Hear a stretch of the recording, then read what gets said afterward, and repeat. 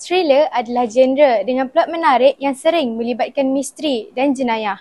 Thriller mampu menimbulkan rasa ketegangan, kejutan dan keseronokan.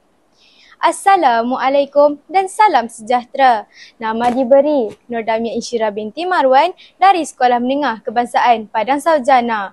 Berdirinya saya untuk berkongsi sebuah karya yang bertajuk Fiksyen 302. Saya memilih buku ini kerana saya menyukai akan kisah jenayah berunsurkan psikologi. Cerita ini sangat menarik kerana ia penuh dengan kejutan dan misteri. Ailani, Jimmy Yu, Prakash Kumar dan Farid Ja'ah membunuh mangsa-mangsa mereka dengan kejam. Mereka bukanlah adik-beradik, kawan rapat ataupun kenalan. Tetapi masing-masing melakukannya dengan cara yang hampir serupa. Mereka melakarkan angka 302 di dahi mangsa. Sejurus itu, mereka menghubungi pihak polis dan melaporkan bahawa hukuman mati telah dilaksanakan. Mengejutkan bukan?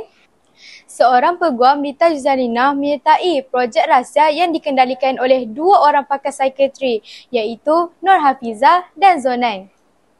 Tujuan mereka hanya satu, untuk merungkaikan misteri pembunuhan itu. Namun, ia disabotaj. Pertukaran watak berlaku apabila dia dirasuki oleh roh pesakit mental yang mengalami halusinasi. Jadi, siapakah yang dirasuki itu? Jika mahu tahu, kawan-kawan boleh beli buku ini di pasaran. Saya harap cerita ini dapat mengisi hati para pendengar sekalian. Sekian, terima kasih.